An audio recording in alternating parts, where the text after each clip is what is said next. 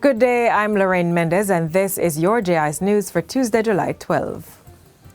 Prime Minister Andrew Holness says the recent visit of a Saudi Arabian delegation is a positive signal and a strong indication that the Middle Eastern country is keen on doing business in Jamaica.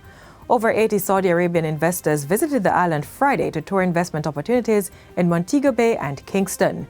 The delegation comprised of government agencies and ministries, as well as heads of companies in tourism, agriculture, logistics, petrochemicals, and health.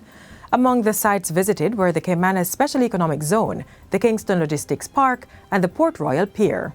I would want to see this strip being remembered as the point in time when we really and truly realize serious investments from the Middle East, particularly Saudi Arabia, in this region.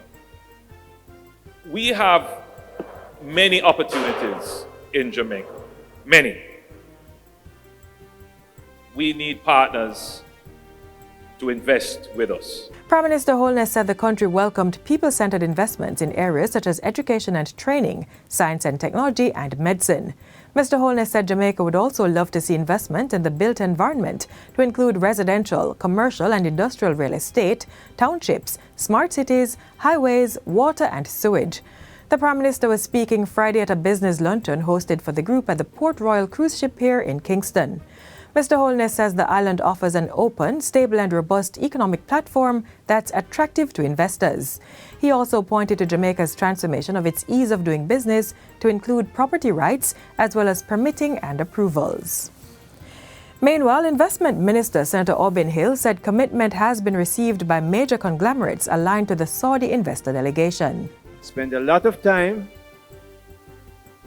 with Mr. Bandar Al-Harbi, who is the head of the Saudi Fund for Development out of Europe and the Caribbean.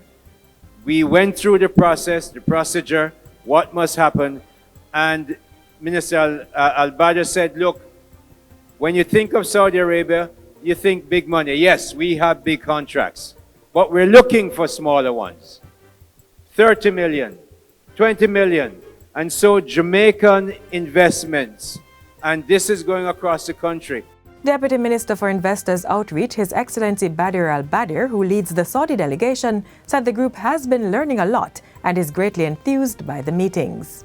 We're delighted because this event and our meetings around it will enable us to start examining ways and opportunities to build deeper investments, trades and business links between Saudi Arabia and Jamaica.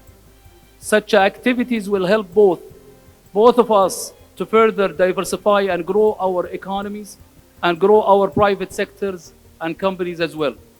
As Jamaica looks to expand and grow the economy, government will be making improvements to its trade online platforms such as the automated system for customs data, Asikuda. Changes are also being made to the truckers' appointment system.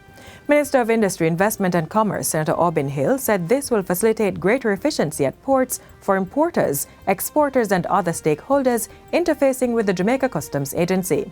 Jamaica is moving in the right direction, and today, with our Kingston port with its 3.2 million TEUs capacity and direct connection with 120 other ports in the world, is getting good and growing attention from traders around the world. Meanwhile, the revised Customs Act, which is currently before a Joint Select Committee of Parliament, will offer compliance with customs requirements. Minister Hill says changes to the Act will put Jamaica in a better position to offer diversified export products within new markets and create greater opportunities for local businesses. We're supported by the right governance and legislative framework to increase access to wider international markets through accredited testing, inspection, and certification services, reduced trade costs for exporters and manufacturers. Senator Hill was addressing the 56th Annual General Meeting of the Customs Brokers and Freight Forwarders Association of Jamaica recently. The Port Royal Health Centre will benefit from improvement to the facility under the Ministry of Health's Adopt a Clinic initiative. $3 million is being invested by Fraser Fontaine and Kong over 3 years to enhance the patient care experience and staff working environment. The symbolic undertaking marks the 38th adoption and was welcomed by Portfolio Minister and other stakeholders.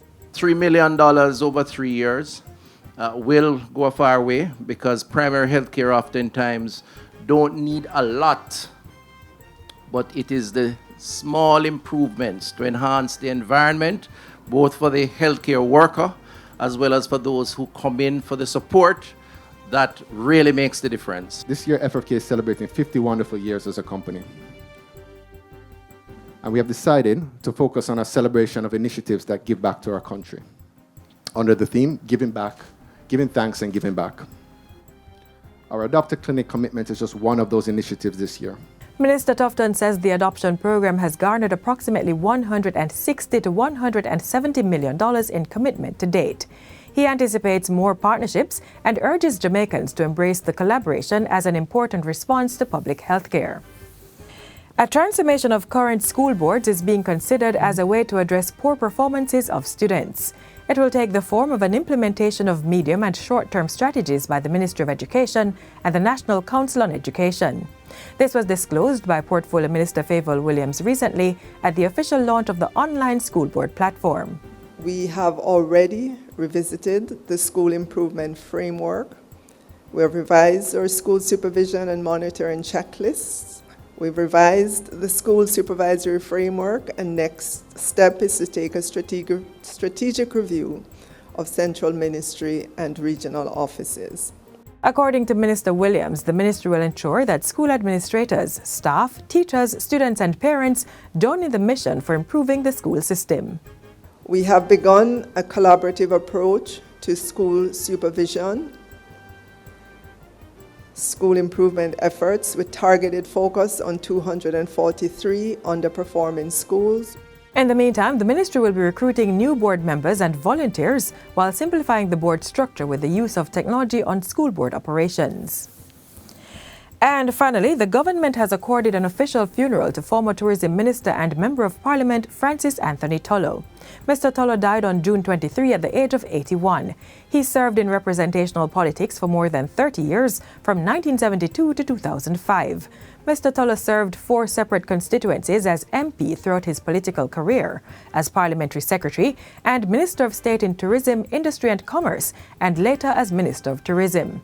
The official memorial service will take place at the Cathedral of the Most Blessed Sacrament in Montego Bay on Thursday, July 14, starting at 10:30 a.m. A condolence book will be opened at Gordon House on Tuesday, July 12 for signing by the members of Parliament and the public. And that's it for JIS News today. I'm Lorraine Mendez. Thanks for watching.